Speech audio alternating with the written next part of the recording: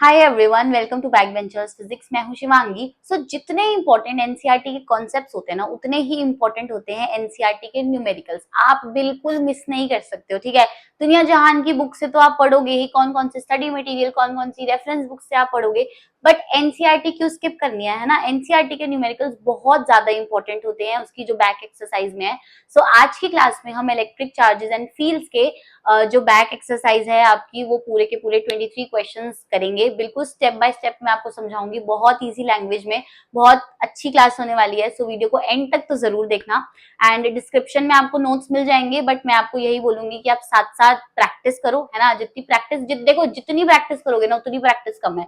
Literally जितना यहाँ पे आप अपनी रफ नोटबुक्स भरोगे ना, वहां पे पेपर में 3 घंटे बहुत स्मूथली निकलेंगे। तो मैं तो यही चीज मानती हूँ, मैं आपको भी यही बोलूंगी कि प्रैक्टिस करते रहो न्यूमेरिकल्स की। तो स्पेशली लास्ट वीडियो में मैंने एनसीईआरटी लाइन बाय लाइन कराई थी इलेक्ट्रिक चार्जेस एंड फील्ड्स की, तो अगर आपने नहीं करी तो आप वो वीडियो जाके देख लेना। ऑलराइट, यूट्यूब पे है। चैनल को सब्सक्राइब कर दो प्लीज, अपने फ्रेंड्स के साथ भी शेयर कर दो, है ना।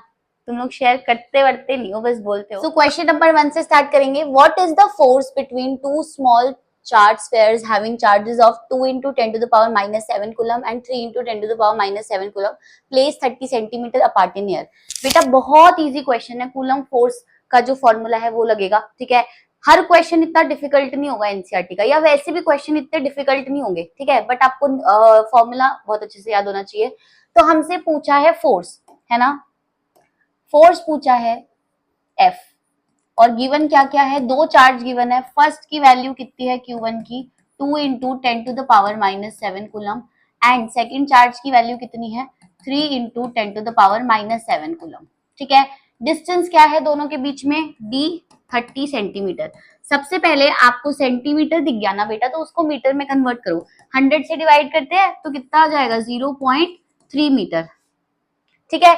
अब इसमें क्या करना है, फोर्स। तो फोर्स के लिए कौन सा फॉर्मूला लगेगा, F इज इक्वल टू के Q1 Q2 upon R square. मतलब आई होप दैट आपके बेसिक्स क्लियर है, आपको सारे फॉर्मूलाज पता है। अगर नहीं पता तो मैंने सारा वीडियो एनसीईआरटी या वैसे भी आपको करा दिया है, राइट। तो ये देख लेना है एक बार फॉर्मूलाज के लिए। ओके, F निकालना है। के की वैल्यू कितनी होती है, 9 into 10 to the power 9। Q1 कितना है बेटा, 2 into 10 to the power minus 7। And Q2 कितना है, 3 into 10 to the power minus 7। Distance का स्क्वायर R ले लो या फिर यहाँ पे D ले लो, मैंने ऊपर D लिया है ना डिस्टेंस, ठीक है। तो ये कितना हो गया, 0.3 का होल स्क्वायर। बस इसको सॉल्व कर दो, और कुछ नहीं है। अपनी मैथ्स थोड़ी सी स्ट्रॉन्ग रखो। तो देखो, पहले क्या करना है इसको सॉल्व करने के लिए, अगर आपको थोड़ी प्रॉब्लम होती है ऐसे क्वेश्चंस को सॉल्व करने के लिए जिसमें न्यूमरेटर डिनोमिनेटर दोनों दिए, 10 की पावर दिए हैं, तो आप न्यूमेरिकल पार्ट को अलग रखो, 10 की पावर को अलग रखो। पहले सबसे पहले एकदम से आंख बंद करके इसका आंसर नहीं लिखना है, ठीक है। एक स्टेप एक्स्ट्रा ले लो, 2-3 सेकंड एक्स्ट्रा ले लो, बट सही आंसर निकालो। तो 9 इंटू 2 इंटू 3 अपॉन, यहां से देखो कितना होगा, 0.3 इंटू 0.3, है ना। न्यूमेरिकल वाले अलग ले लिया, अभी भी यहाँ पे डेसिमल पॉइंट हटेगा तो 2 जीरो ऊपर जाएंगे। तो यहाँ से इसको ऐसे लिख सकते हैं, 3 इंटू 3 और 2 जीरो ऊपर चलेगा इसके डेसिमल के। यहाँ पे कितना है, 10 की पावर 9, यहाँ है 10 की पावर माइनस 7, और यहाँ भी है 10 की पावर माइनस 7। इतना क्लियर है। अब आपको यहाँ पे क्या करना है, देखो F इज इक्वल टू, अब इस पार्ट को सॉल्व करो, इस पार्ट को सॉल्व करो, बस हमारा आंसर आ गया। 3 से 3 कैंसिल हो जाएगा, ये 3 से 3 पे जाएगा, ठीक है। तो 3 2 हो गया 6 इंटू, यहाँ पे पावर देखो, यहाँ पे पावर कितनी है, 2। तो 2 प्लस 9 माइनस 7, ठीक है। 9 प्लस 2 कितना होता है, 11 माइनस 14, तो ये कितना हो जाएगा, 10 की पावर माइनस 3। आ गया बस हमारा आंसर। अब फोर्स की यूनिट लिखना बिल्कुल भी नहीं भूलना है, फोर्स की यूनिट होती है न्यूटन। तो ये आ गया हमारा दोनों का force. I hope that's very clear to you. Done, next question पे चलते हैं।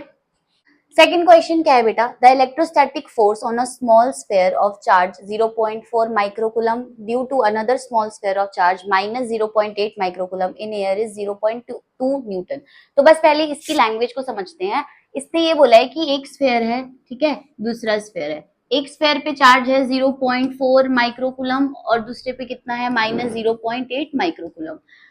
दोनों के बीच में जो फोर्स लग रहा है पहली बात तो ये सोचो, अट्रैक्टिव फोर्स होगा या रिपल्सिव फोर्स होगा? एक पॉजिटिव है, दूसरा नेगेटिव है, तो अट्रैक्टिव फोर्स होगा, राइट? तो जो भी फोर्स है उसका नेचर जो भी है, उसकी वैल्यू कितनी है? F की वैल्यू 0.2 न्यूटन।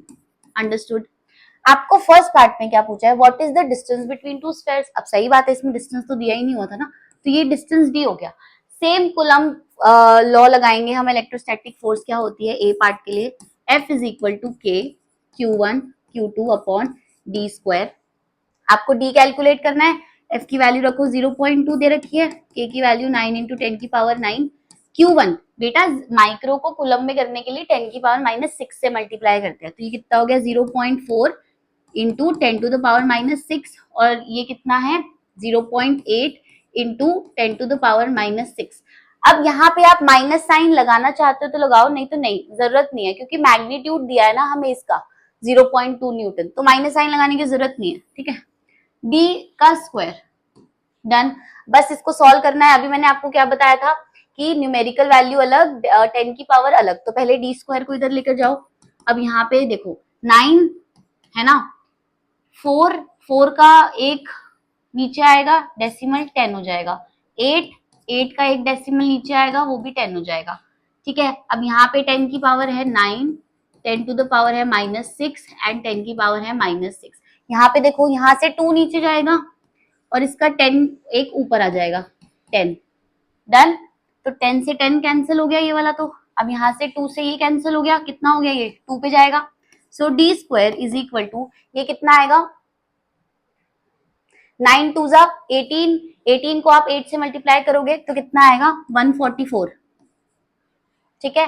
इनटू 10 की पावर देखो, अब आप यहाँ पे 9 -6 और ये की 10 की पावर 1 है ना, तो ऊपर जाके -1 बन जाएगी, तो यहाँ पे कितना हो गया? 9 -1 8 -12, तो कितना हुआ? -4। आई बात समझ में? अब आपको डी कैलकुलेट करना है तो आप इस पे रूट लगा लो, 144 इंटू 10 की पावर -4, ठीक है? अब क्या होगा बेटा?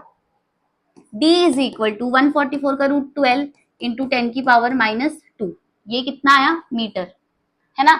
अब 10 की पावर -2 कितना होता है? मतलब इसको सेंटीमीटर में करना है तो 100 से मल्टीप्लाई कर दो, तो इसका आंसर कितना आ जाएगा? 12 सेंटीमीटर। तो ये आ गया हमारा डी, डिस्टेंस। इतनी बात क्लियर है? नेक्स्ट बी पार्ट में पूछा है what is the force on the second due to first. हमको क्वेश्चन में फर्स्ट की वजह से सेकंड पे जो फोर्स लग रहा है वो 0.2 न्यूटन दे रखा था, तो सेकंड की वजह से जो फर्स्ट पे फोर्स लग रहा है ना, वो कितना होगा? तो न्यूटन का थर्ड लॉ लगाएंगे कि ये जितना फोर्स इस पे एक्सर्ट कर रहा है ये भी सेम फोर्स एक्सर्ट करेगा, but in the opposite direction. तो आंसर कितना होगा? 0.2 न्यूटन ही इसका आंसर होगा। एंड फोर्स कैसी होगी? अट्रैक्टिव फोर्स होगी, क्योंकि एक का चार्ज पॉजिटिव है, दूसरे का चार्ज नेगेटिव है। आई बात समझ में? तो ये हो गया हमारा सेकंड क्वेश्चन कंप्लीट। नेक्स्ट पे चलते हैं। नेक्स्ट क्वेश्चन, क्वेश्चन नंबर 1.3 क्या कहता है? Check that the ratio KE square upon GME MP is dimensionless, determine the value of this ratio, what does the ratio signify? Okay, तो सबसे पहले तो हमें ये बताना है कि ये जो रेशियो है KE square upon GME MP ये डायमेंशनलेस है, तो इसको यूनिटलेस प्रूफ कर दो तो डायमेंशनलेस हो जाएगा। अब K की यूनिट कहां से आएगी बेटा? F is equal to K Q1 Q2 upon R square, ये फॉर्मूला होता है। तो K की SI यूनिट क्या हो जाएगी? न्यूटन मीटर स्क्वायर, न्यूटन यहाँ से इधर जाएगा मीटर स्क्वायर और नीचे क्या आएगा? कूलम स्क्वायर, तो ये -2 हो गया। ई चार्ज ऑफ इलेक्ट्रॉन है तो कूलम स्क्वायर हो गया, ठीक है? अपॉन जी क्या होता है बेटा? ग्रेविटेशनल कांस्टेंट, तो आपने ये फॉर्मूला पढ़ा है, F is equal to GM1 M2 upon R square. तो इस पूरे की ही यूनिट लिखनी है हमें, है ना? तो बस इस पूरे की यूनिट कितनी हो जाएगी? फोर्स मतलब न्यूटन मीटर स्क्वायर, है ना? तो अब ये न्यूटन से न्यूटन कैंसिल, मीटर स्क्वायर से मीटर स्क्वायर कैंसिल, कूलम की पावर -2 कूलम की पावर +2 तो कैंसिल, तो इसका क्या आ गया? No unit. तो अगर यूनिट नहीं है तो इसकी डायमेंशन नहीं है, तो नो डायमेंशंस, तो डायमेंशनलेस प्रूव हो गया। अब इसकी वैल्यू अगर आपको कैलकुलेट करनी है तो बस सबकी वैल्यू पुट कर दो। K की वैल्यू कितनी होती है? 9 इंटू 10 की पावर 9। चार्ज ऑन इलेक्ट्रॉन कितना होता है? 1.6 इंटू 10 की पावर -19, इसका स्क्वायर है तो E स्क्वायर हो जाएगा। ग्रेविटेशनल कांस्टेंट की कितनी वैल्यू होती है हमारी?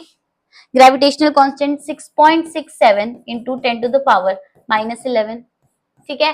मास of electron and mass of proton, mass of electron होता है 9.1 into 10⁻⁻31 and mass of proton कितना है 1.67 इंटू 10⁻⁻27। ठीक है। जब आप इसको सॉल्व करोगे तो आपका आंसर क्या आएगा, आपका आंसर आएगा अप्रोक्स 2.287 इंटू 10⁻39। ऐसा ये क्वेश्चन इंपॉर्टेंट नहीं है, ये क्वेश्चन नहीं पूछा जाता है पेपर में, तो आप इसको स्किप भी कर सकते हो। ठीक है। What does this ratio signify, ये रेशियो क्या सिग्निफाई करता है, देखो the factor represents the ratio of electrostatic force to the gravitational force between an electron and a proton. ये रेशियो इलेक्ट्रोस्टैटिक फोर्स और ग्रेविटेशनल फोर्स को के रेशियो को सिग्निफाई करता है, राइट।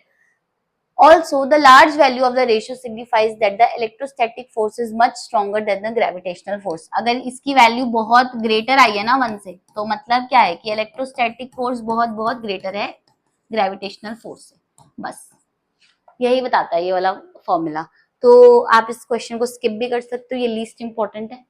डन। नेक्स्ट क्वेश्चन पे चलते हैं। इसका फर्स्ट पार्ट क्या कहता है, explain the meaning of the statement electric charge of a body is quantized. अब आपको जब मैंने थ्योरी पढ़ाया था तो मैंने आपको उसकी 3 प्रॉपर्टी बताई थी, किसकी, चार्ज की। सबसे पहले additivity, second conservation, third quantization. Quantization property ये प्रॉपर्टी होती है कि इलेक्ट्रिक चार्ज हमेशा क्वांटाइज्ड होता है, मतलब वो इंटीग्रल मल्टीपल होता है किसका, the smallest unit of charge known to us which is the charge of electron. तो यहाँ पे यही लिखा है क्वांटाइजेशन, मतलब ये इसका आंसर है। अगर आपको फ्रेम करना है तो यही आंसर सुटेबल रहेगा। Quantization of electric charge means, क्या मतलब है इसका, that the total charge Q, जो टोटल चार्ज होता है Q of the body, body का, is always an integral multiple, मतलब किसी इंटीजर का मल्टीपल होगा हमेशा of a basic charge. Basic charge मतलब स्मॉलेस्ट चार्ज जो हमें पता है ई, ई की वैल्यू कितनी होती है 1.6 into 10⁻⁻19 coulomb which is charge on an electron. तो जो फॉर्मूला आता है क्यू का वो होता है एनी, एंड एन इंटीजर है तो ये उसकी वैल्यूज पॉसिबल वैल्यूज है। समझ आई बात। तो क्वांटाइजेशन का मतलब क्या होता है, that the total charge on the body is an integral multiple of the charge on electron. ठीक है, या basic unit of charge which is the charge of electron which is denoted with E symbol, small E. Done. Next part क्या कहते हैं, next part में क्या है बेटा, why can one ignore quantization of electric charge when dealing with macroscopic that is large scale charges। जब हम quantization की बात करते हैं तो क्वांटाइजेशन का फॉर्मूला होता है Q is equal to M, है ना। तो इसका मतलब यही है, अभी मैंने आपको बताया कि डिस्क्रीट अमाउंट में जो है हमारे चार्जेस प्रेजेंट होते हैं, है ना, इंटीग्रल मल्टीपल। बट जब हम मैक्रोस्कोपिक बहुत लार्ज साइज ऑब्जेक्ट की बात करते हैं तो हम डिस्क्रीट अमाउंट के चार्जेस को क्यों भूल जाते हैं, तब हम क्यों बोलते हैं कि एक कॉन्टिन्यूअस डिस्ट्रीब्यूशन होती है। आपने पढ़ा है ना, कॉन्टिन्यूअस डिस्ट्रीब्यूशन लैम्डा सिग्मा रो, राइट।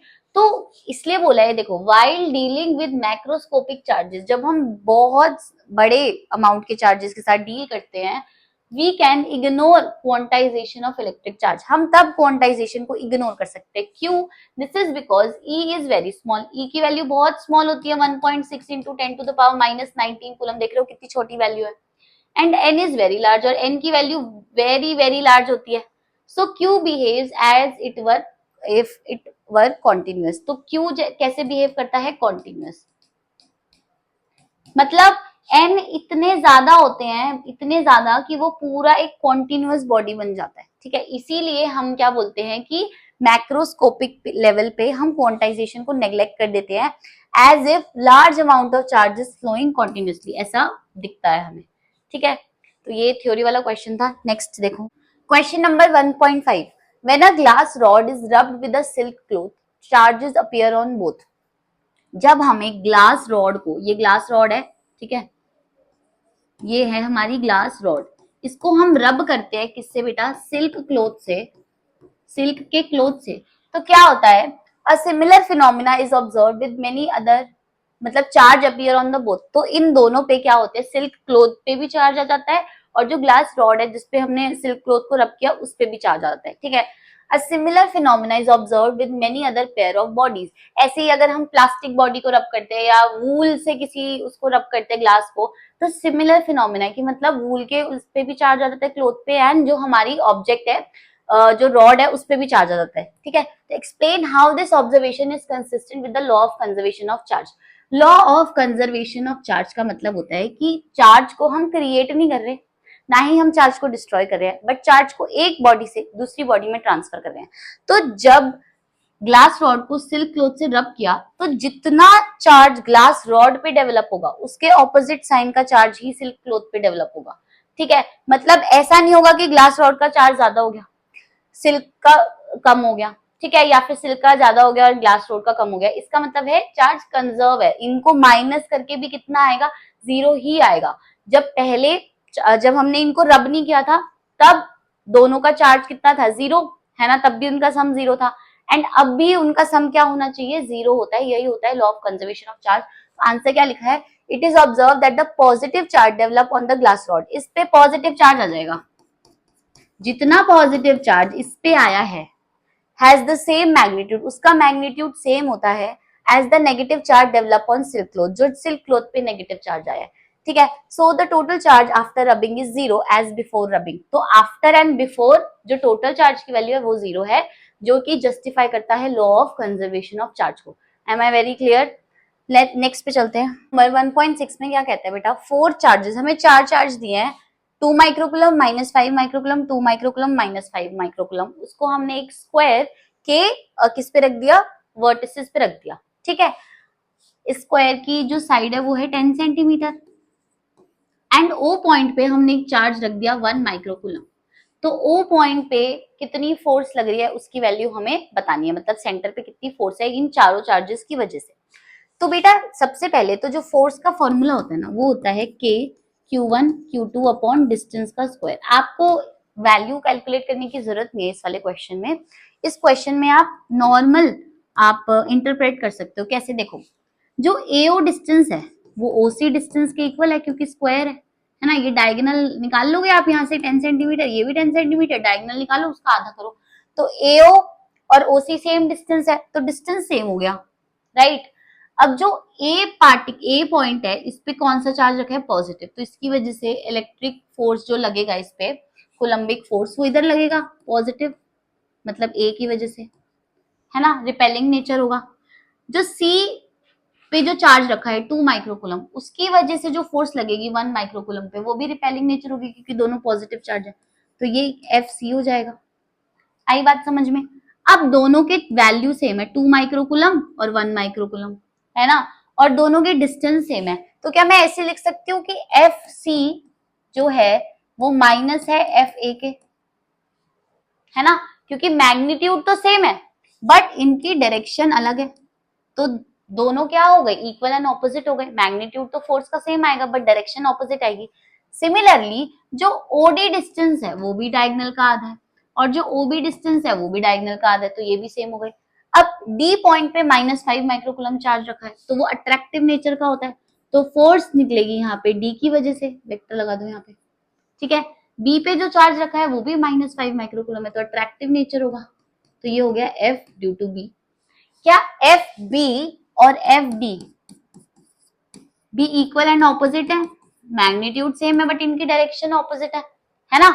सो जो नेट चार्ज होगा यहाँ पे, एक सेकेंड, जो नेट चार्ज आएगा ओ पॉइंट पे वो इनकी वजह से आएगा, तो एफ ए, जो एफ ए है और F C will cancel out each other, will cancel out each other क्योंकि वो इक्वल एंड ऑपोजिट है। सिमिलरली एफ बी और एफ डी भी क्या करेंगे, similarly F B and F D will cancel out each other.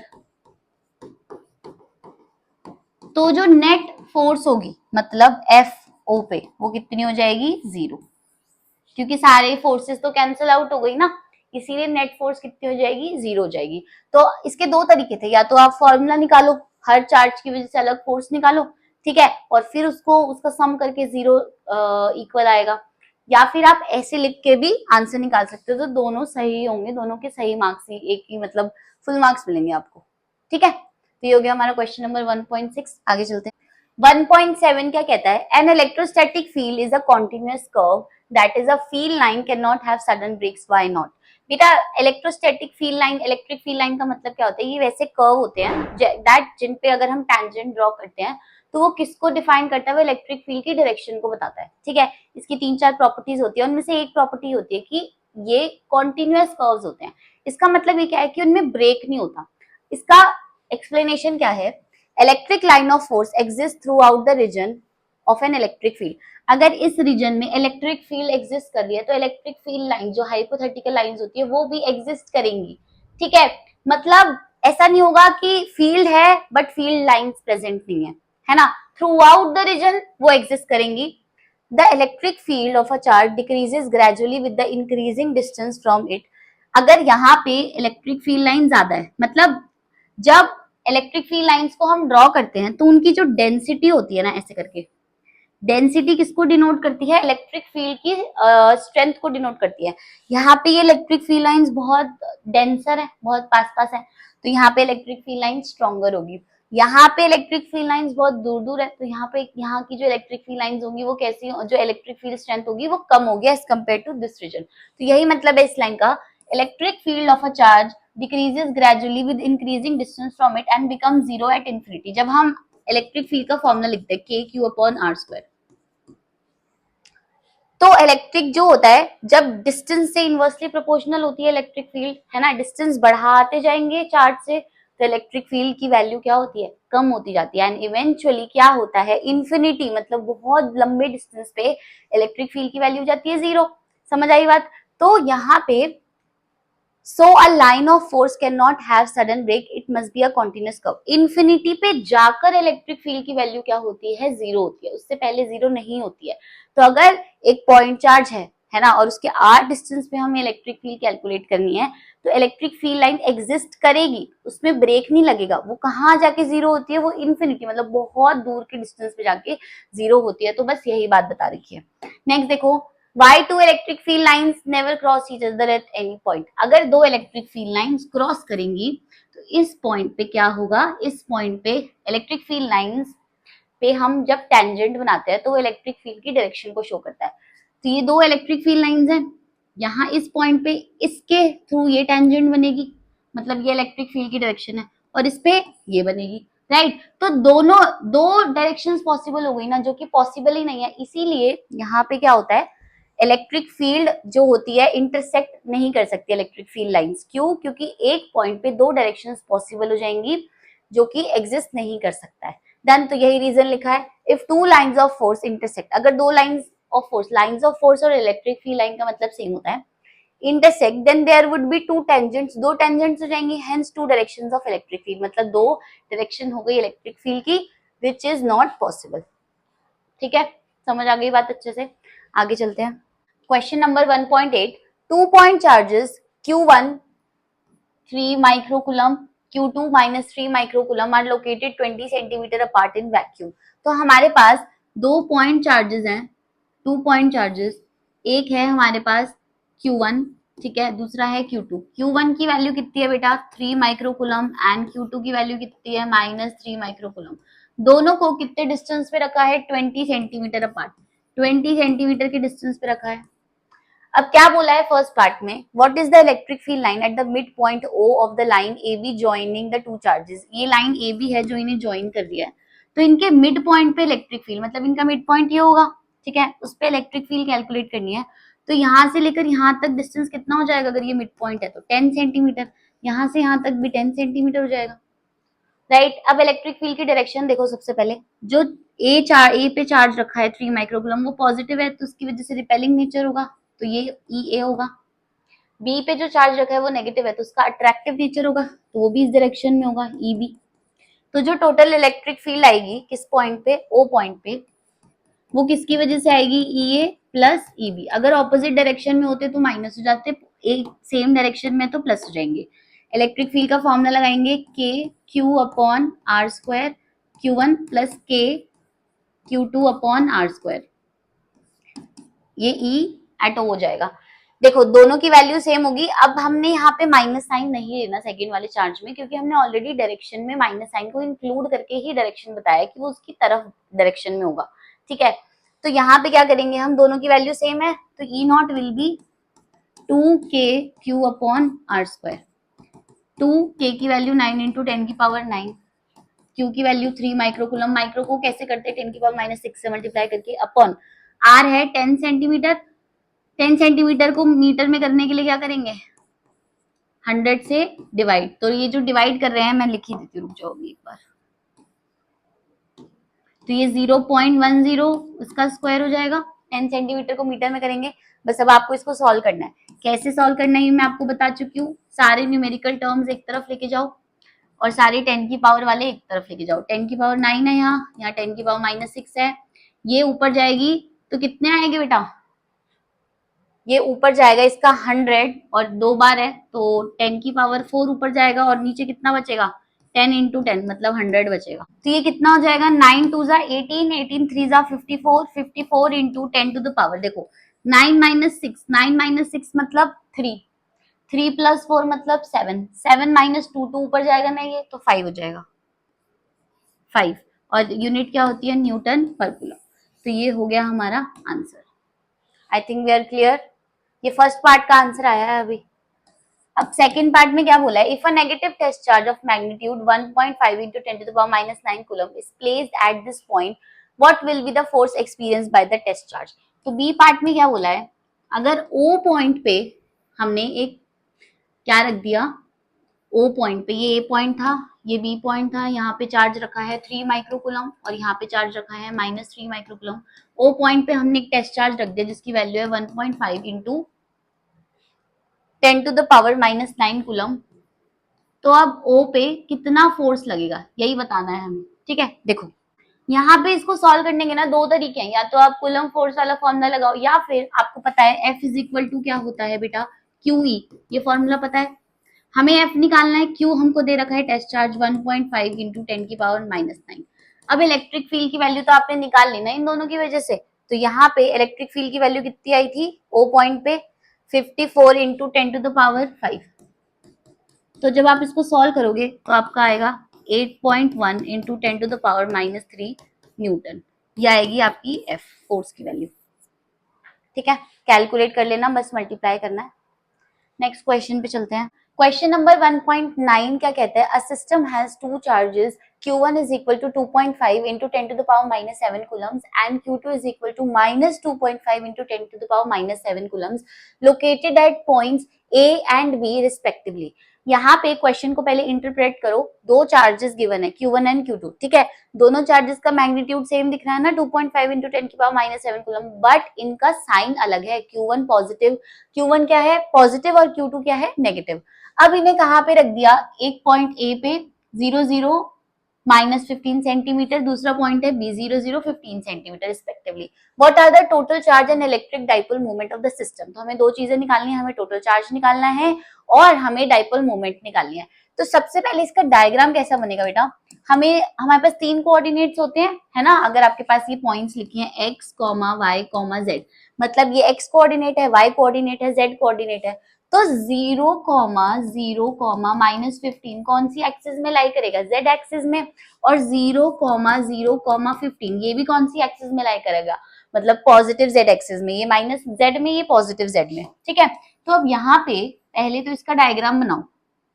मान लो कि ये एक्सिस है हमारी y एक्सिस, जरूरी नहीं होता कि हमेशा जो हमने बचपन से पढ़ा कि x इधर y इधर z इधर वैसे ही करना है। अपने कैलकुलेशन को इजी बनाने के लिए हम कैसे भी ले सकते हैं, बट होनी तीनों 90 डिग्री पे चाहिए।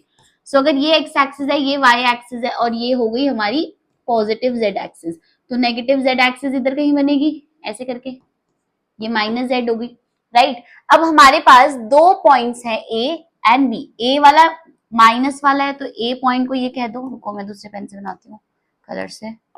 ये हमारा A पॉइंट है 0, 0, -15 एंड ये हमारा B पॉइंट है विच इज 0, 0, 15। ठीक है बेटा, ये Z एक्सिस बनाई है मैंने यहाँ पे, इसीलिए मैंने Z वाला कोऑर्डिनेट लिखा है यहाँ पे, ठीक है। X एक्सिस नहीं है यहाँ पे, ये तो गलत मत समझ लेना, ठीक है। अब यहाँ पे दो चार्जेस रख दिए, Q1 को A पे रखा, देखो जो पहले दिया होता है उसको A पे रखते हैं, जो दूसरा दिया है उसको B पे रखेंगे। ऐसा मत कर देना कि Q1 को B पे रख दो, अपने हिसाब से चला लो, नहीं, जो जैसा दिया हुआ है लाइन वाइज वैसा ही रखा जाएगा। सो A पॉइंट पे Q1 रखा है, यहाँ पे Q1 चार्ज रखा है, ठीक है। इधर Q1 है और इधर Q2 चार्ज रखा हुआ है। Done. What are the total charge and electric dipole. सबसे पहले ये एक डाइपोल ही बन गया ना। डाइपोल क्या होता है? एक ऐसा सिस्टम जिसमें दो चार्जेस होते हैं, दोनों चार्जेस का मैग्नीट्यूड सेम होता है बट उनके साइन अलग होते हैं और उनको किसी डिस्टेंस से सेपरेट कर दिया हमने, तो ये भी तो डाइपोल ही बन गया ना। इसका पॉजिटिव मैग्नीट्यूड है, इसका नेगेटिव मैग्नीट्यूड है, राइट? तो डाइपोल बन गया। अब टोटल चार्ज जो होगा, सबसे फर्स्ट पॉइंट, ए पार्ट में आपसे क्या पूछा है? Total charge. ए पार्ट में आपसे पूछा है total charge. So total charge कितना होगा? Q1 plus Q2, right? Q1 की वैल्यू कितनी है? Positive 2.5 into 10 to the power -7 coulomb, और Q2 की वैल्यू कितनी है? -2.5 into 10 to the power -7 coulomb, right? दोनों सेम है बट साइन ऑपोजिट है तो माइनस होके क्या हो जाएंगे? 0। तो इनका जो टोटल चार्ज है वो कितना आ गया? 0 आ गया पूरे सिस्टम का। डन। अब यहाँ पे देखो, ये यहाँ से लेकर 15 है, ये ओरिजिन है, और ये यहाँ से लेकर -15 है। ये जो टोटल डिस्टेंस है ये कितना हुआ? टोटल डिस्टेंस 30 सेंटीमीटर हो गया। यहाँ से 15 और यहाँ से 15, ठीक है? -15 मत ले लेना, डिस्टेंस तो पॉजिटिव ही आएगा। तो ये 15 है, ये 15 है, तो टोटल डिस्टेंस 30 हो गया, बट 30 सेंटीमीटर है क्योंकि यहाँ पे सेंटीमीटर दिया है, तो पहले इसको मीटर में कन्वर्ट करो, तो 0.30 मीटर हो जाएगा। आई बात समझ में? तो पहली चीज तो चार्ज पूछी थी, वो हमने कैलकुलेट कर दिया। सेकंड चीज पूछी है इलेक्ट्रिक डाइपोल मोमेंट। तो इलेक्ट्रिक डाइपोल मोमेंट के लिए हम क्या करेंगे? इलेक्ट्रिक डाइपोल मोमेंट क्या होती है? Electric dipole moment, electric dipole moment को हम P से डिनोट करते हैं, ठीक है? इसका फॉर्मूला होता है, ये वेक्टर क्वांटिटी होती है, ठीक है? पर अभी मैं मैग्नीट्यूड लिख रही हूँ, चार्ज इनटू डिस्टेंस। बेटा चार्ज यहाँ पे टोटल चार्ज नहीं होता कि 0 लिख दो तो आंसर 0 आ जाएगा। चार्ज होता है किसी भी एक जो डाइपोल में दो चार्जेस प्रेजेंट है ना, तो किसी भी एक का चार्ज, दोनों का चार्ज का मैग्नीट्यूड तो सेम ही है, तो बस यहाँ पे एक के चार्ज का मैग्नीट्यूड लिखना है। तो क्या था? 2.5 into 10 to the power -7। Distance क्या है दोनों के बीच में? 0.30, राइट? मल्टीप्लाई करो आप इसको। देखो, अगर आपको मल्टीप्लाई में प्रॉब्लम है कि साइन 10 की पावर कैसे होगी, तो 10 की पावर हटा दो पहले, ये 25 होगा, ये 3 होगा, इसका ये 100 जाएगा नीचे, इसका 10 जाएगा नीचे, ठीक है? 25 और 3 को मैंने अलग कर लिया, इसको नीचे लिख देती हूँ, 25 इंटू 3, ठीक है? अब 10 की पावर को अलग से सॉल्व करो, ये 10 की पावर -7 है, ये 1 है ना, इसका डेसिमल हटा के तो ऊपर जाएगा तो -1, ये 2 है तो ऊपर जाएगा तो कितना हो जाएगा? ये एक कैंसिल हो जाएगा, 0, तो -1। डन। 25 को 3 से मल्टीप्लाई करोगे तो कितना आएगा? 75, और ये 10 की पावर कितना बच रहा है? -7, -8, -9, और ये क्या हो गया? Coulomb metre. ये होती है हमारी डाइपोल मोमेंट की यूनिट, कूलम्ब मीटर। तो यहाँ पे इसको क्या लिख सकते हैं? P इज इक्वल टू 75, 10 की पावर 9 को नैनो लिख सकते हैं, नैनो कूलम्ब मीटर, ठीक है? ये इसका मैग्नीट्यूड आया है। डाइपोल मूवमेंट की डायरेक्शन होती है नेगेटिव टू पॉजिटिव। तो इस डायग्राम में देखो आप, इस डायग्राम में नेगेटिव चार्ज यहाँ पे रखा है, नेगेटिव चार्ज कहाँ पे रखा है? बी पॉइंट पे, और पॉजिटिव ए पे रखा है। तो डाइपोल मूवमेंट की डायरेक्शन क्या होगी? ऐसे, B to A. Dipole movement की डायरेक्शन हमेशा नेगेटिव टू पॉजिटिव होती है। तो यहाँ पे क्योंकि हमें पूरा डाइपोल मूवमेंट बताना था, ठीक है? तो मैग्नीट्यूड तो मैंने लिख दिया, अब डायरेक्शन क्या होगी इसकी? Direction will be B2A। I think we are very clear इस क्वेश्चन के साथ। डन। नेक्स्ट क्वेश्चन देखते हैं, question number 10। An electric dipole with dipole moment 4 into 10 to the power -9 coulomb meter is aligned at 30 degree, this is degree, with the direction of a uniform electric field of magnitude 5 into 10 to the power 4 Newton per coulomb। हमें एक dipole दिया है, ठीक है? जिसकी dipole moment मतलब P कितना है? 4 into 10 to the power -9, okay, coulomb metre, is aligned at 30 degree. हमें थीटा दिया है कितना? 30 degree, with the direction of uniform electric field. Electric field की वैल्यू कितनी दी है? मैग्नीट्यूड ही दिया है ना, तो E लिख दो बस इसको, 5 into 10 to the power 4 newton पर coulomb. Done. Calculate the magnitude of torque. Torque पूछा है आपसे, तो टॉर्क का फॉर्मूला क्या होता है? जब भी एक डाइपोल को हम यूनिफॉर्म इलेक्ट्रिक फील्ड में रखते हैं तो टाउ होता है हमारा, tau is equal to p E sine theta. ठीक है, p की वैल्यू पुट करो 4 इंटू 10⁻⁻⁹, e की वैल्यू पुट करो 5 इंटू 10⁻⁴, साइन थीटा की वैल्यू क्या होगी 30 डिग्री। क्लियर है? ठीक है, अब टाउ कितना हो जाएगा, टाउ इज इक्वल टू 4 5 जा 20 इंटू 10 की पावर, देखो बेटा 10 की पावर -9 है, यहाँ पे क्या है +4 इंटू साइन 30 कितना होता है 1/2। ठीक है, 2 से ही कैंसिल हो गया, 10 आ गया, सो टाउ कितना हो गया 10 इंटू 10 की पावर, ये -9 +4 कितना होगा -5। तो यहाँ पे ये 10 की पावर 1 है ना, सो टाउ विल बी ये कितना हो जाएगा 1 - 5 -4, और टॉर्क की यूनिट क्या होती है न्यूटन मीटर। सो ये आ गया हमारा टॉर्क का आंसर। तो आपको ये फॉर्मूला बहुत अच्छे से पता होना चाहिए था। ठीक है, बहुत इजी क्वेश्चन है एनसीईआरटी में, ऐसे बहुत मुश्किल क्वेश्चन नहीं है, बट आपको फॉर्मूलाज तो याद होने चाहिए। ठीक है, नेक्स्ट क्वेश्चन देखते हैं, question number 11। Okay, a polythene piece rubbed with wool is found to have a negative charge of 3 into 10⁻⁻7 coulomb. हमने हमारे पास जो टोटल चार्ज दे रखा है नेगेटिव में, वो दे रखा है 3 into 10⁻⁻7 coulomb. Estimate the number of electron transferred. Okay, सबसे पहले हमें नंबर ऑफ इलेक्ट्रॉन्स ट्रांसफर्ड बताने हैं कि कितने हैं। आपने एक फॉर्मूला पढ़ा था क्वांटाइजेशन का, Q is equal to n e, right. आपको टोटल चार्ज दिया, मतलब आपको Q दिया है -3 into 10⁻⁻7 coulomb. Charge of electron आपको पता है कितना होता है -1.6 into 10⁻, very good, 19 coulomb, right. So now n calculate करना है, तो n कितना हो जाएगा Q अपॉन E, Q की वैल्यू पुट कर दो आप -3 इंटू 10⁻7 अपॉन -1.6 इंटू 10⁻19। इसको सॉल्व करोगे तो कितना आएगा approx, n is equal to 1.8 into 10⁻12। ठीक है, ये n की वैल्यू आएगी हमारी अप्रॉक्स। सो आपको ये क्वांटाइजेशन का फॉर्मूला याद होना चाहिए था। इसके दो पार्ट्स है क्वेश्चन के, तो सबसे पहले पार्ट में estimate the number of electrons बोला है। ठीक है, सेकंड पार्ट में आपसे पूछा है is there a transfer of mass from wool to polythene. Yes, अगर इलेक्ट्रॉन ट्रांसफर हो रहे हैं, है ना, इलेक्ट्रॉन्स ट्रांसफर हो रहे हैं, तो फिर इलेक्ट्रॉन के पास कुछ मास है, तो उसका मतलब है कि मास भी तो ट्रांसफर हो रहा होगा ना। तो आपसे पूछा है कि आंसर देखो, yes there is a transfer of mass from wool to polythene because each electron has finite mass of 9.1 into 10⁻31 kilogram. अगर इलेक्ट्रॉन ट्रांसफर हो रहे हैं तो इलेक्ट्रॉन में कुछ जो मास है वो भी तो ट्रांसफर हो रहा है ना, तो हम मास की वैल्यू भी कैलकुलेट कर सकते हैं। देखो मास कितना होगा, मास ट्रांसफर्ड,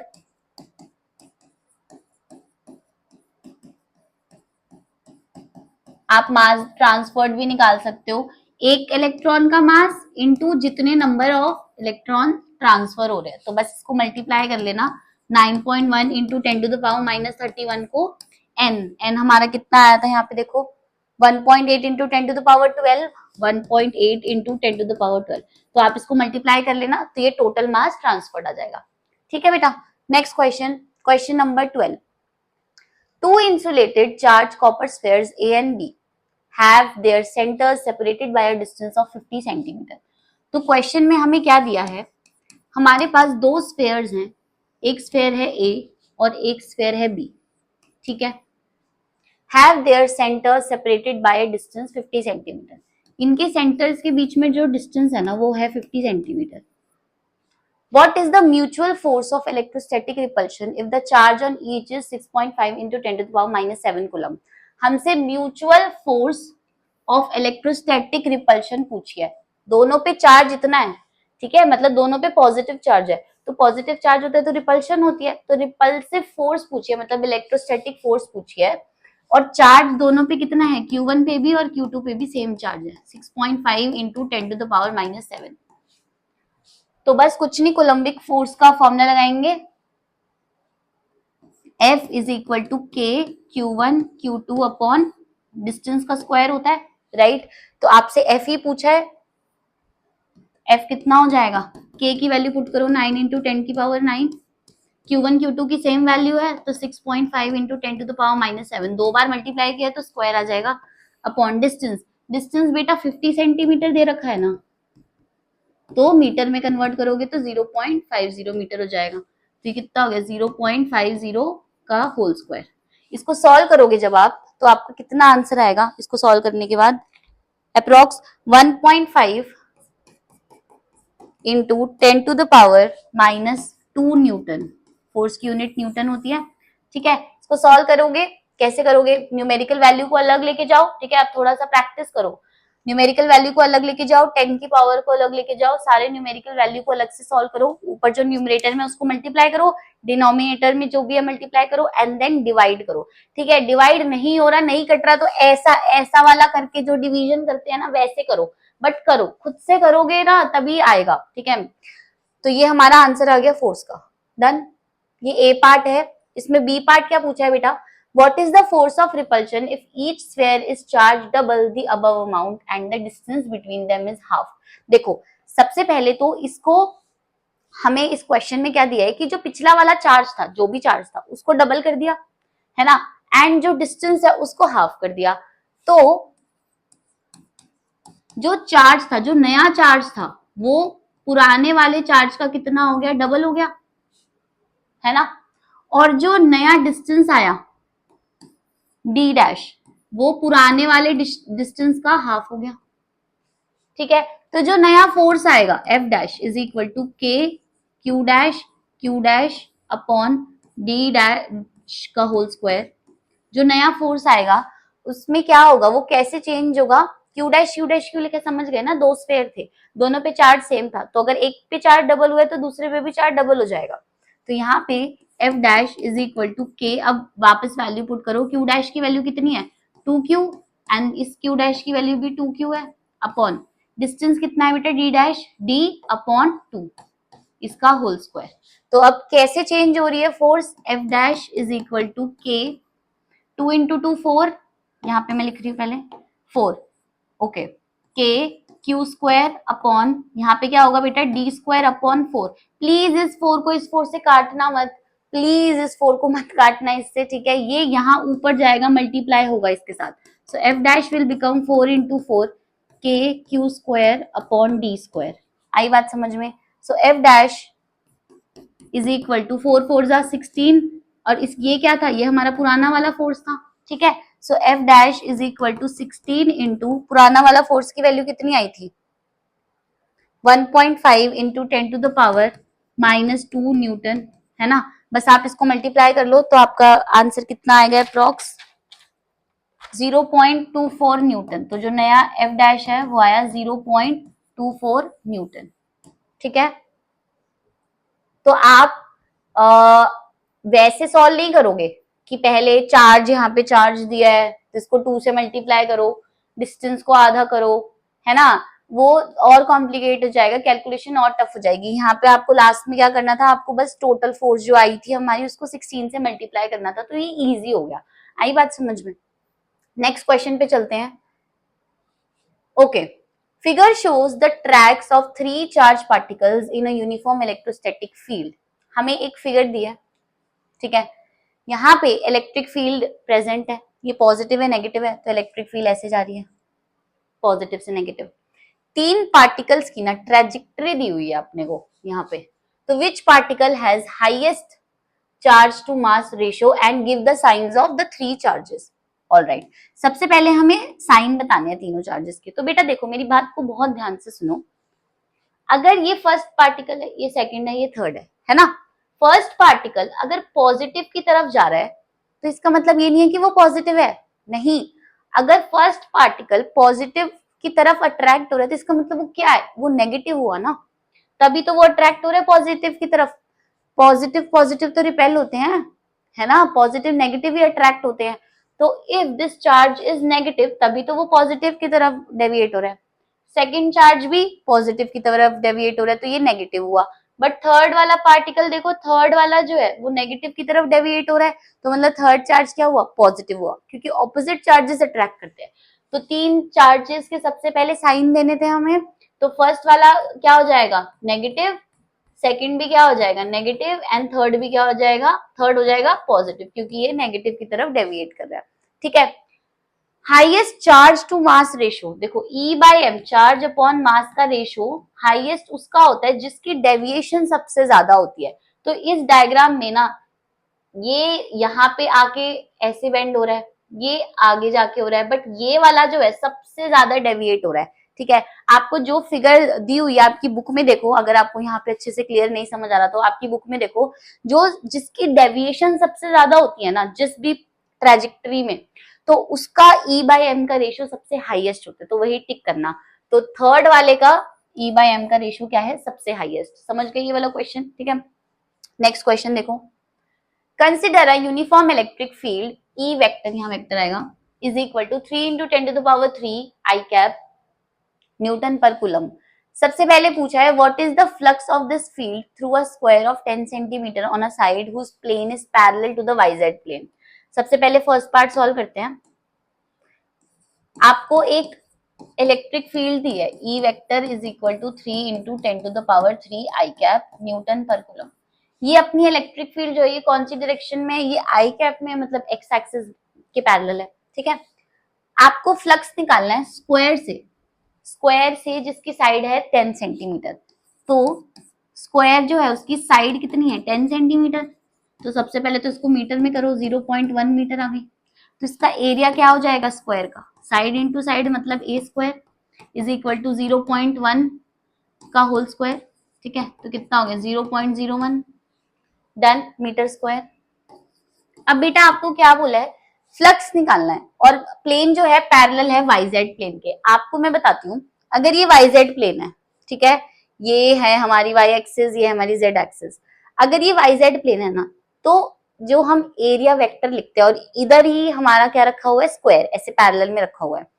तो जब हम एरिया वेक्टर लिखते हैं, एरिया, अरे क्या हो गया इसको, एरिया वेक्टर लिखते हैं ना, तो पहले आता है एरिया का मैग्नीट्यूड और फिर आता है नॉर्मल की डायरेक्शन, नॉर्मल वेक्टर। तो नॉर्मल वेक्टर हमेशा वाई जेड के परपेंडिकुलर होता है। अब आपकी ट्रिक क्या है कि आप कैसे पता करोगे कि नॉर्मल वेक्टर कौन सी डायरेक्शन में है। जो डायरेक्शन आपको यहाँ पे दी होती है, जो मिसिंग होती है, वाई जेड दिया है तो क्या मिसिंग है, आई मिसिंग है ना, एक्स मिसिंग है ना, आई कैप या फिर एक्स एक्सिस मिसिंग है। तो हमारा नॉर्मल वेक्टर उसी डायरेक्शन में होता है, क्योंकि हमें परपेंडिकुलर चाहिए ना, तो एक्स और वाई या वाई और जेड के परपेंडिकुलर तो एक्स एक्सिस बची, राइट। तो हमारा एन कैप जो होगा वो कौन सी डायरेक्शन में होगा बेटा, आई कैप में होगा। तो यहाँ पे जो हमारा एरिया वेक्टर बन जाएगा, मैग्नीट्यूड कितना आया एरिया का, 0.01, और कौन सी डायरेक्शन में हो जाएगा, आई कैप में। ठीक है, तो फ्लक्स कैलकुलेट करना है, तो फ्लक्स का फॉर्मूला क्या होता है, E dot A is equal to E की वैल्यू पुट कर दो। ई की वैल्यू कितनी दी है, 3 into 10 to the power 3 i cap dot 0.01 i cap dot i cap 1 होता है, तो ये इजीली मल्टीप्लाई हो जाएंगे, तो कितना हो जाएगा 3, और ये हो जाएगा हाँ 30। ठीक है, और इसकी यूनिट कितनी होती है फ्लक्स की, newton metre square per coulomb. तो ये आ गया हमारे फर्स्ट पार्ट का answer. I think we are clear. Next part में क्या बोला है, what is the flux through the same square if the normal to its plane makes 60 degree with the x axis. Okay, अब जो normal है वो 60 degree angle बना रहा है, किससे, एक्स एक्सिस से।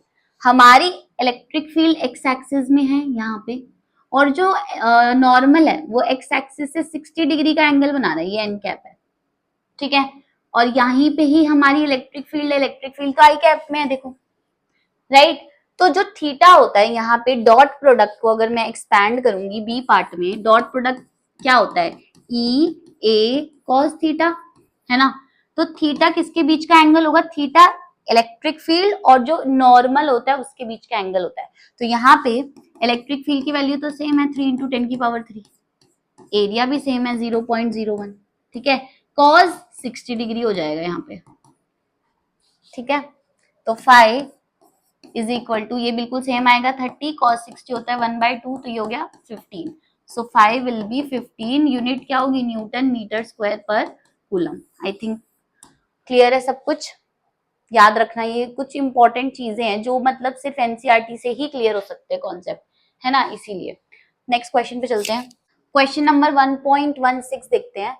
Careful measurement of the electric field at the surface of a black box indicates that the net outward flux through the surface of the box is 8.0 into 10 to the power 3.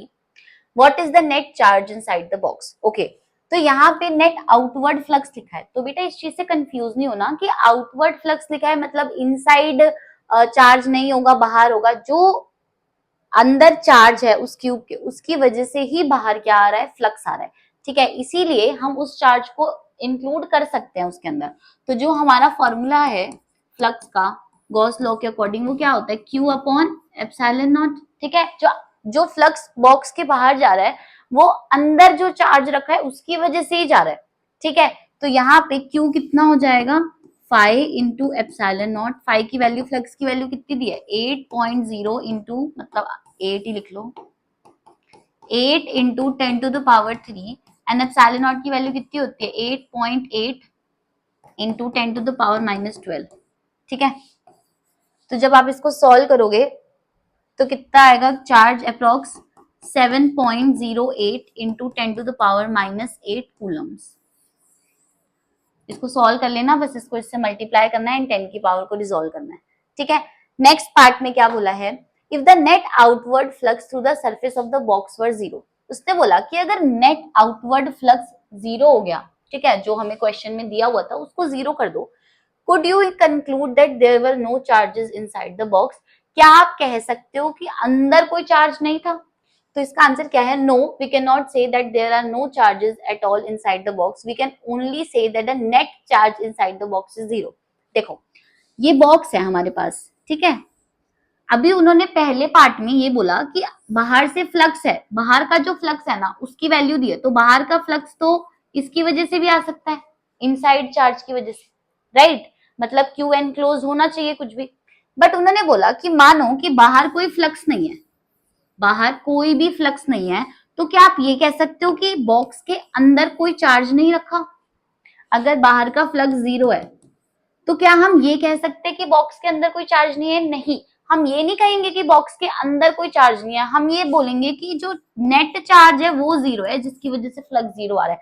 मतलब अगर यहाँ पे Q1 रखा है और यहाँ पे दो चार्ज रखे हैं Q2, अगर Q1 और Q2 equal and opposite magnitude के हो गए तो दोनों का जो सम होगा वो तो जीरो हो जाएगा जिसकी वजह से फ्लक्स जीरो है. बट चार्ज तो रखे हुए है ना अंदर, तो इसका मतलब यही है that we cannot say that there are no charges at all inside the box. There can be charges inside the box, but the sum of the charges which are present inside the box should be zero. All right, so the net charge should be zero. Clear है बात. Next question देखो. A point charge 10 coulomb is a distance 5 centimeter directly. 10 coulomb है या micro coulomb है, let me check. 10 micro coulomb है बेटा यहाँ पे. 10 microcoulomb is a distance 5 centimeter directly above the center of a square of side 10 centimeter as shown in the figure. यहाँ पे हमें एक फिगर दिया, एक स्क्वायर दिया है, ठीक है. ये स्क्वायर की साइड है 10 सेंटीमीटर.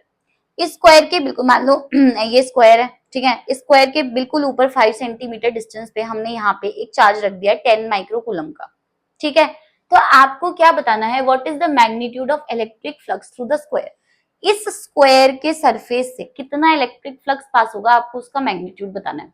तो इस टाइप के क्वेश्चन को कैसे सॉल्व करते हैं, आप ना एक सरफेस बना रहे हो आप, अगर मैं ऐसे 6 फेस बना दूं तो ये क्यूब बन जाएगा.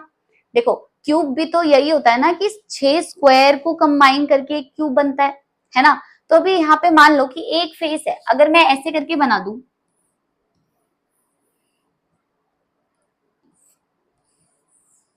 पता नहीं सही बनेगा या नहीं बनेगा. नहीं, रुक जाओ एक सेकंड. इसमें शेप्स होगी,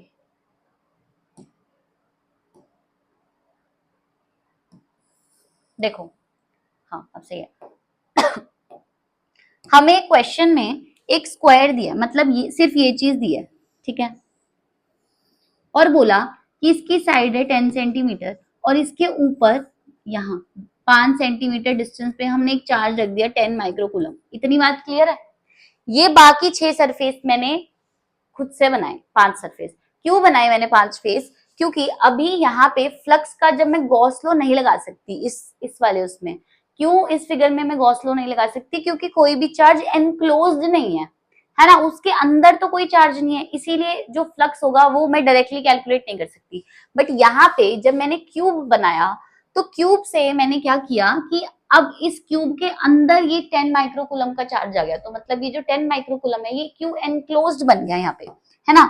तो अब इजीली फ्लक्स निकाल सकते हैं। कैसे कैलकुलेट करेंगे इसको? देखो, अगर एक फेस से जितना फ्लक्स आ रहा है एक साइड से, उसको मैं 6 से मल्टीप्लाई कर दूं तो वो टोटल फ्लक्स आ जाएगा पूरे क्यूब से।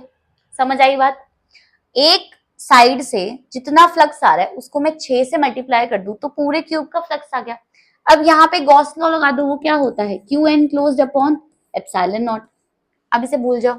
अब आप ये फॉर्मूला देखो, तो फ्लक्स अगर एक सरफेस से निकालना है, एक फेस से निकालना है, तो क्या हो जाएगा? Q enclose upon 6 epsilon naught. ठीक है, क्यू एन क्लोज हमें कितना दिया है? Very good.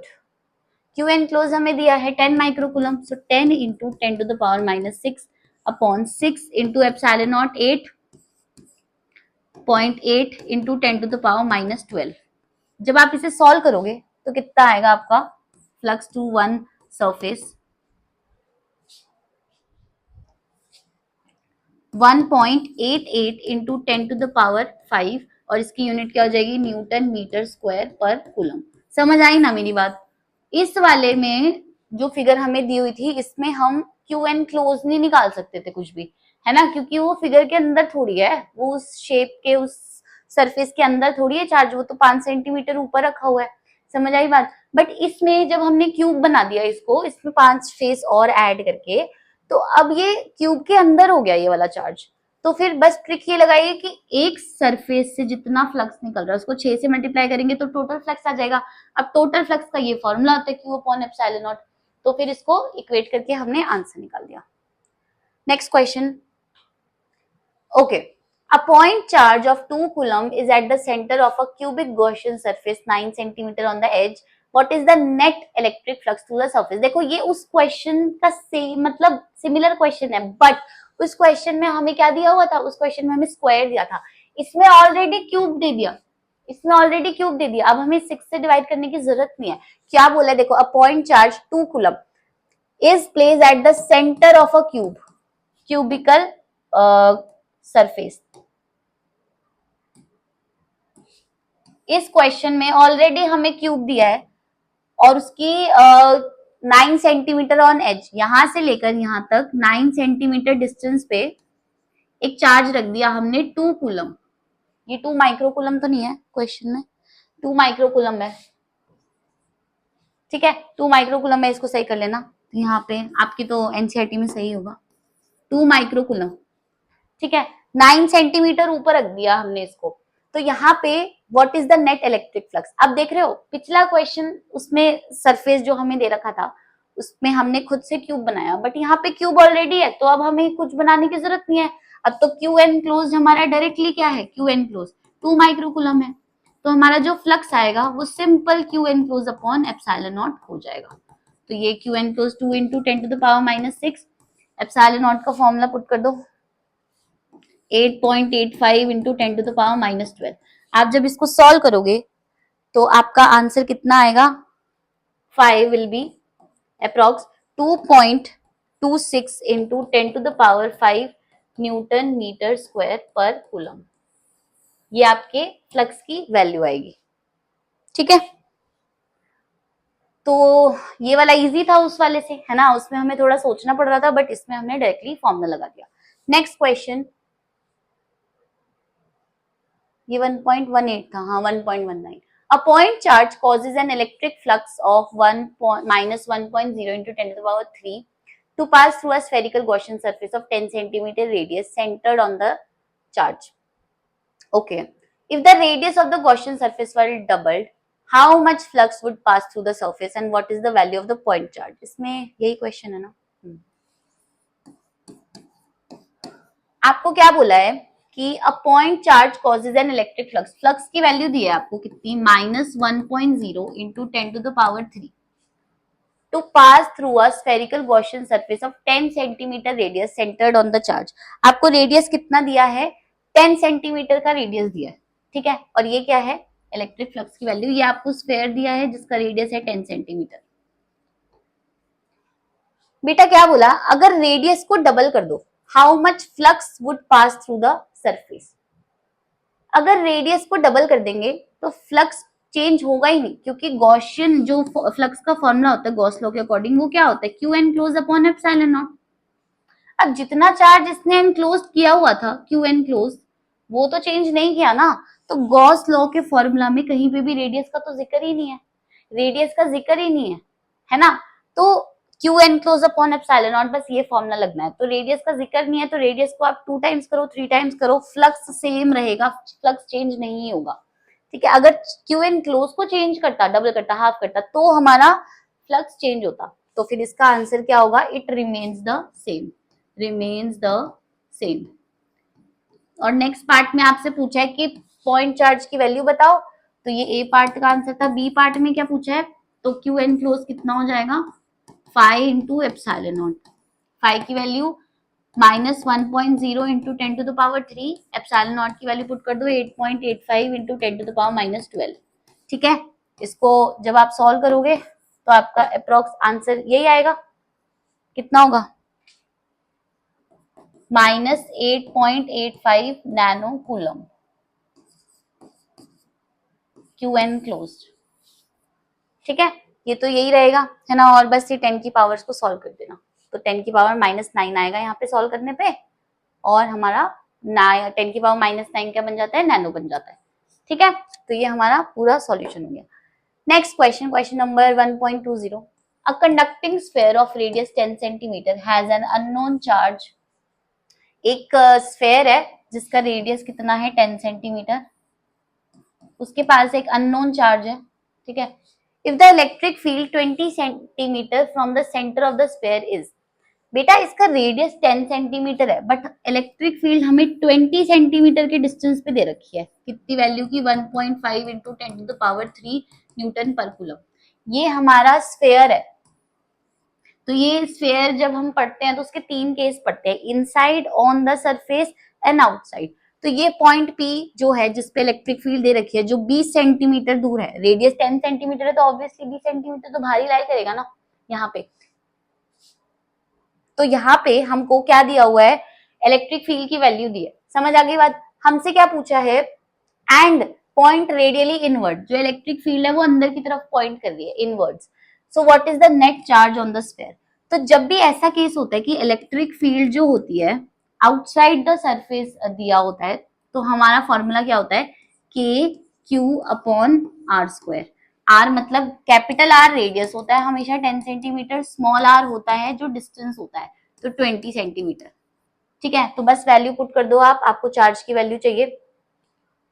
इलेक्ट्रिक फील्ड दिया है 1.5 इंटू 10⁻3, या पहले आपको चार्ज चाहिए ना, हाँ, तो आर कितना हो जाएगा, 20 सेंटीमीटर। इसको मीटर में कन्वर्ट करोगे 0.20 मीटर हो जाएगा।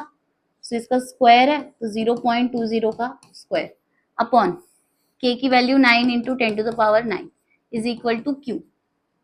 तो क्यू की वैल्यू कितनी आ जाएगी यहाँ पे, इसको सॉल्व कर लो, 1.5 अलग, ये इसको सॉल्व करोगे तो कितना आएगा, 20 इंटू 20 और नीचे जाएगी 10 की पावर 4, ठीक है। यहाँ 10 की पावर 3 था इंटू 10 की पावर -9 और नीचे यहाँ क्या है 9, ये 15 का भी हटा दो 10, तो ये नीचे आ गया 10, ठीक है। कैंसिल कर दो बस इसको अब, और क्यू की वैल्यू आपकी कितनी आएगी, क्यू की वैल्यू आपकी आएगी 6.67 into 10⁻⁻9 coulomb.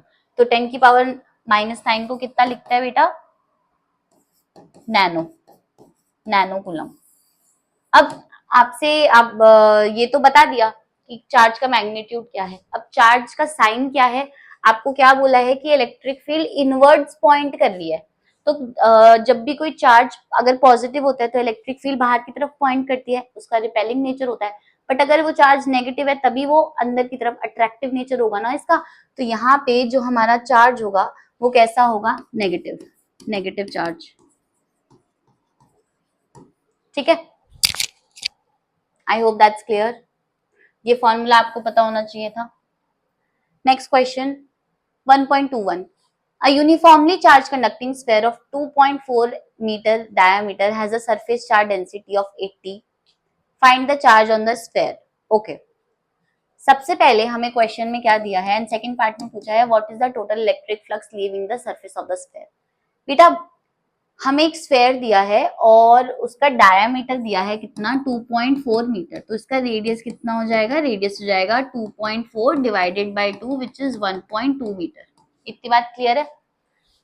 Surface charge density होती है सिग्मा, तीन टाइप की डेंसिटी होती है, linear, surface, volume. Linear charge density lambda, surface charge density sigma and volume charge density rho. तो आपको सिग्मा की वैल्यू कितनी दी है, 80 कूलम पर मीटर स्क्वायर। इसमें माइक्रो तो नहीं है, इसमें माइक्रो है, इसमें भी माइक्रो है यहाँ पे, तो यहाँ पे कितना हो जाएगा 80 into 10 to the power -6 coulomb per metre square. ठीक है, find the charge on the sphere. तो सबसे पहले पार्ट पे हमसे पूछा है कि चार्ज क्या है, तो सिग्मा का फॉर्मूला क्या होता है, चार्ज अपॉन एरिया, क्योंकि surface charge area charge density होती है ना, इसलिए यहाँ एरिया आएगा, सरफेस एरिया। तो चार्ज क्यू और स्फीयर का एरिया क्या होता है, 4πr²। ठीक है, तो चार्ज निकालना है हमें, Q इज इक्वल टू कितना हो जाएगा, sigma into 4 into pi into r²। So Q is equal to sigma की value 80 into 10 to the power -6, 4 into 22.7 into radius कितना है 1.2, इसका स्क्वायर। सॉल्व करो इसको, Q is equal to 1.45 into 10 to the power -3 coulombs. ठीक है, ये आएगी आपकी चार्ज की वैल्यू। ऑलराइट, अब नेक्स्ट पार्ट में आपसे क्या पूछा है, यहाँ पे नेक्स्ट पार्ट में पूछा है what is the total electric flux. Flux का फॉर्मूला क्या होता है बेटा, फ्लक्स होता है phi is equal to Q upon epsilon naught. तो आपको फ्लक्स निकालना है, तो क्यू क्या आया है हमारा 1.45 into 10 to the power -3, epsilon naught is 8.85 into 10 to the power -12। Solve करो आप इसको, आपका फ्लक्स कितना आएगा, approx 1.6 into 10 to the power 8 newton metre square per coulomb. ठीक है, थोड़ी सी कैलकुलेशन देख लेना इसमें, इसके डेसिमल रिमूव होंगे, इसका डेसिमल रिमूव होगा तो कैंसिल हो जाएगा। 145 पहले इसको 5 से कट करो। ठीक है, जहां तक कट सकता है इसको कट कर दो, उसके बाद नहीं हो रहा तो इसको डिवाइड करना है। ठीक है, तो ये अप्रोक्स आपका आंसर आएगा। Next 1.22 question, an infinite line charge produces a field of 9 into 10 to the power 4 Newton per coulomb at a distance of 2 centimeter. Calculate the linear charge density. Okay, आपको infinite line charge बोला है। Infinite line charge की electric field का formula जब आपने derive किया होगा तो वो कितना आता है बेटा, lambda upon 2 pi epsilon naught R, ये आता है। ठीक है, इसको हम थोड़ा सा मॉडिफाई करते हैं क्योंकि हमें न्यूमेरिकल सॉल्व करने होते हैं, तो ऊपर नीचे 2 से मल्टीप्लाई करते हैं इसको, तो E is equal to 2 lambda upon 4 pi epsilon naught R. अब 1/4 पाई एप्सिलॉन नॉट को K लिख सकते हैं, तो 2K लैम्डा अपॉन आर, ये बनता है हमारा फॉर्मूला। ये इसलिए करते हैं कि एप्सिलॉन नॉट की वैल्यू ना पुट करनी पड़े, K की वैल्यू 9 इंटू 10 की पावर 9 पुट करके इजीली क्वेश्चन सॉल्व हो जाए। तो यहाँ पे इलेक्ट्रिक फील्ड की वैल्यू दे रखी है अपने को, कितनी दी है electric field, 9 into 10 to the power 4 at a distance, distance R दिया है 2 सेंटीमीटर, इसको मीटर में कन्वर्ट करोगे 0.02 मीटर आएगा। Calculate the linear charge density, हमें लैम्डा कैलकुलेट करना है, तो लैम्डा निकालने के लिए E into are upon 2K हो जाएगा। E की वैल्यू 9 इंटू 10 की पावर 4, R की वैल्यू 0.02 अपॉन 2, K की वैल्यू 9 इंटू 10 की पावर 9, ये 100 नीचे आएगा, 9 से 9 कैंसिल, 2 से 2 कैंसिल, सॉल्व हो गया। कितना आएगा, लैम्डा इज इक्वल टू, यहाँ पे 10 की पावर 4 है, यहाँ पे 9 प्लस 2 10 11 ऊपर जाएगा -11, lambda will be 10 to the power -7 और कूलम मीटर। ठीक है, ये हमारा लीनियर चार्ज डेंसिटी हो गई। तो आपको ये वाला फॉर्मूला जो है पता होना चाहिए था इलेक्ट्रिक फील्ड का, एंड उसको कैसे सॉल्व करते हैं। अगर आप एप्सिलॉन नॉट की वैल्यू पुट करने लग जाते तो थोड़ा सा कॉम्प्लिकेटेड हो जाती है हमारी इक्वेशन। ठीक है, नेक्स्ट लास्ट क्वेश्चन हमारी क्लास का two large comma thin metal plates are parallel and close to each other. On their inner faces, the plates have surface charge density of opposite sign and of magnitude इतनी. Okay. बेटा अपने को ना यहाँ पे दो plates दी हैं, ठीक है, दो मेटल प्लेट्स, मतलब एक प्लेट ऐसे है, डन, और दूसरी प्लेट ऐसे है, ऐसे रखी हुई है. अगर आपको नहीं दिख पा रही ना, एक सेकेंड, थोड़ा ढंग से बना लेते हैं.